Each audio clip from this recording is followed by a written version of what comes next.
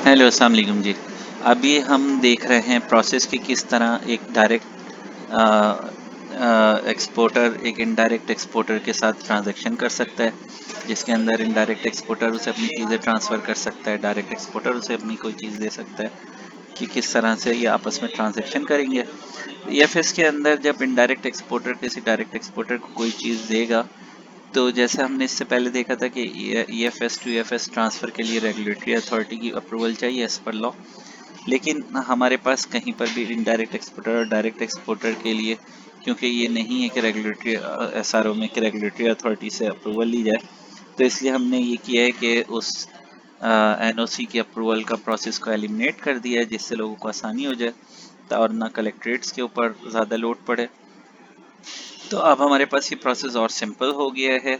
अभी हम देखते हैं, जिस तरह हमने पहले भी बात की थी कि जब एक इनडायरेक्ट एक्सपोर्टर को डायरेक्ट एक्सपोर्टर को कोई चीज़ देनी होगी, तो उसके अंदर अगर वो फिनिश गुड का ट्रांसफ़र है, तो फिनिश गुड के ट्रांसफ़र में एक एडिशनल स्टेप हमारे पास आएगा फिनिश गुड पैकेज क्रिएशन का। सबसे पहले हमने कहा यूज़र सपोर्ट सिस्टम में गए और हम अपने मेन मेन्यू में एक्सपोर्ट फैसिलिटेशन स्कीम में गए। इसमें जाने के बाद हमारे पास देखें जी, अगर वो कोई फिनिश गुड पैकेज दे रहा है, तो इससे तो फिनिश गुड पैकेज के लिए हमारे पास क्या होगा कि सेलर को एक फिनिश गुड पैकेज क्रिएट करना होगा। ये finish good package seller create करेगा, जिसके लिए आप हमारी ईएफएस टू ईएफएस ट्रांसफ़र वाली वीडियो देख सकते हैं। सही है, जिसके अंदर हमने इस पूरे प्रोसेस को डिफाइन किया। ये फिनिश गुड पैकेज की क्रिएशन कोई भी मुश्किल काम नहीं है, ना ही ये कोई न्यू प्रोसेस है। ठीक है जी। यहाँ सिर्फ मैं आपको एक कर्सरी इसका लुक दे रहा हूँ, जिसके अंदर आप देख रहे हैं कि ये फिनिश गुड पैकेज पूरा हमारा एक्सपोर्ट की जीडी है, और वो बिल्कुल वैसे ही क्रिएट होगी जैसे हमारी एक्सपोर्ट की जीडी क्रिएट होती है। इवन आइटम की इंफॉर्मेशन भी वैसे ही डलेगी इसके अंदर। ठीक है जी। पेमेंट टर्म इसके अंदर ऑप्शनल है, इसका कोई मसला नहीं है। डिलीवरी टर्म आप ऐसे देंगे कि आपकी एफओबी और सीएफआर वैल्यू सेम हो जाए आइटम के अकॉर्डिंगली, जैसे एक्सपोर्ट की जीडी में होती है। तो फिर डिफरेंस क्या है? डिफरेंस सिर्फ और सिर्फ इतना है कि वहाँ आपका कंसाइनी आप टाइप करते हैं जिसका कोई लिंक नहीं होता, लेकिन यहाँ पर कंसाइनी के लिए आपको, अगर आप एक फिनिश गुड पैकेज दे रहे हैं, तो फिनिश गुड पैकेज में आपको आ, एक एनटीएन डाल के कोई सा भी और गेट डिटेल करनी पड़ेगी। जब आप एनटीएन डाल के गेट डिटेल करेंगे, तो यहाँ पर आपके पास उस बायर की इंफॉर्मेशन आ जाएगी जिसके लिए आप फिनिश गुड पैकेज बना रहे हैं। और ऑब्वियसली प्रोडक्ट क्योंकि सेलर ने बनाई है, तो फिनिश गुड का पैकेज उसने क्रिएट करना है। बाकी ये तमाम की तमाम एक्सपोर्ट की जीडी है, इसलिए इसकी डिटेल में हम अब नहीं जा रहे हैं। ठीक है।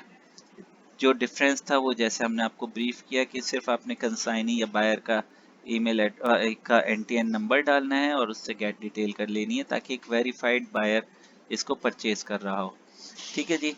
ये फिनिश गुड का पैकेज क्रिएट करने के बाद इसका जो नंबर मिलता है वो सेम लाइक एक जीडी नंबर होता है, जिसको बायर को कम्युनिकेट कर दिया जाएगा सेलर की तरफ से। हम आ जाते हैं अब देखने के लिए कि अब एक अगर इनडायरेक्ट एक्सपोर्टर और एक डायरेक्ट एक्सपोर्टर के दरमियान ये चीज़ हो, तो हमें क्या करना होगा। ठीक है। ठीक है। देखें, इसके अंदर हमारे पास अब हम देखते हैं कि ये जो दो है, इसके मैंने फिनिश गुड का पैकेज का बताया कि इसमें ये डिफरेंस है। इस वक्त ये हमारे पास जो हमने ओपन किए हुए आपके सामने दो ट्रेडर, इनमें से एक डायरेक्ट एक्सपोर्टर है। अगर मैं इसके ईएफएस लाइसेंस को खोलता हूँ, ओपन करता हूँ आपके सामने,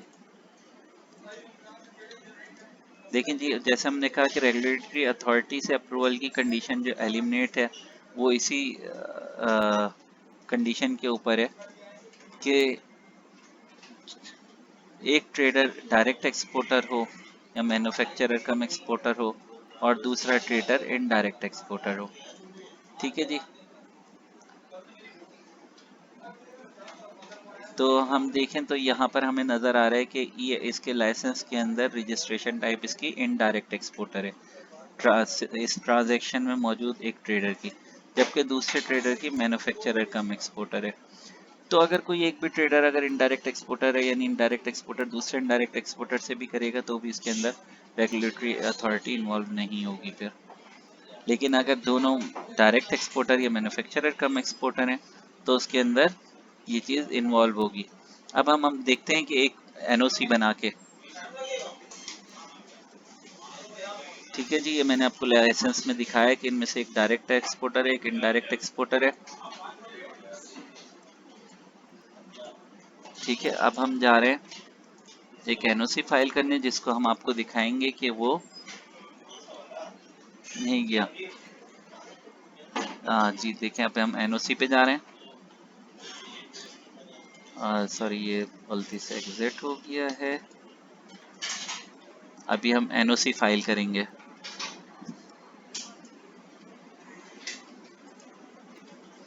ठीक है जी, एनओसी रिक्वेस्ट करने के लिए हम क्या करेंगे, यहाँ पर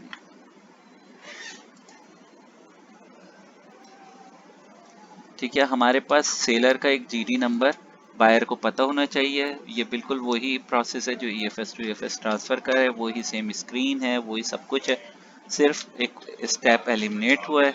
ये एक जीडी नंबर है जो कि हमारे पास बायर का है। ठीक है, इसकी ये क्वांटिटी मैंने यहाँ पर इनपुट करी।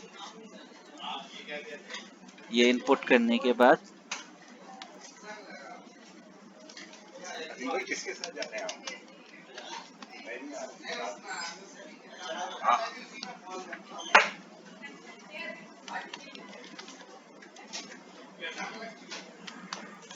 ठीक है जी, ये हमने एक एनओसी फाइल किया इस जीडी के अगेंस्ट।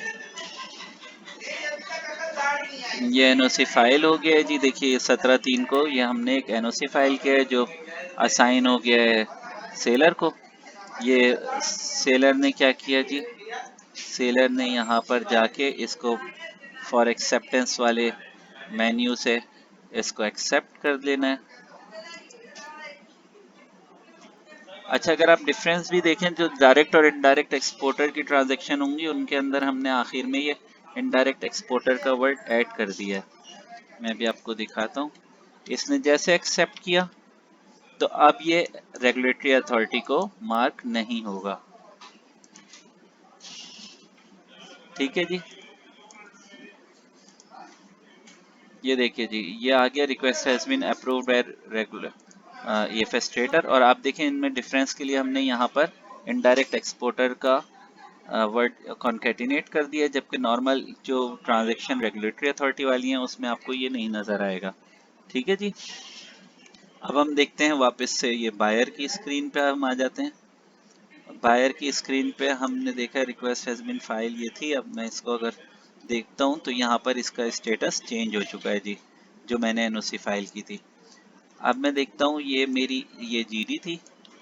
इस जीडी को क्योंकि मैं इससे पहले भी एक दफ़ा यूज़ कर चुका हूँ, तो जब मैं गुड्स डिक्लेरेशन में जाऊँगा तो अभी लेकिन मैं एनओसी देख रहा हूँ 17 की मेरे पास पड़ी हुई है। मैंने एक एक्सपोर्ट की जीडी डाली हुई है जिसके अंदर हम देखेंगे कि इन्वेंट्री ऐड होके आ गई है। और इस तरह आप सिंपली विदाउट रेगुलेटरी अथॉरिटी की अप्रूवल के एक इनडायरेक्ट एक्सपोर्टर डायरेक्ट एक्सपोर्टर को आप चीज़ें दे सकता है। ये सिस्टम थोड़ा स्लो है, मैं आपको एक्सपोर्ट की जीडी में इसको दिखा दूँ। ये आ गया, देखें जी, ये आइटम है। इस आइटम के अंदर, नॉन ड्यूटी पेड आइटम के अंदर मुझे ये जीडी अवेलेबल है। ठीक है जी, तो ये सिंपल प्रोसेस है, यहाँ से ये कंजम्पशन कर सकता है। बहुत शुक्रिया।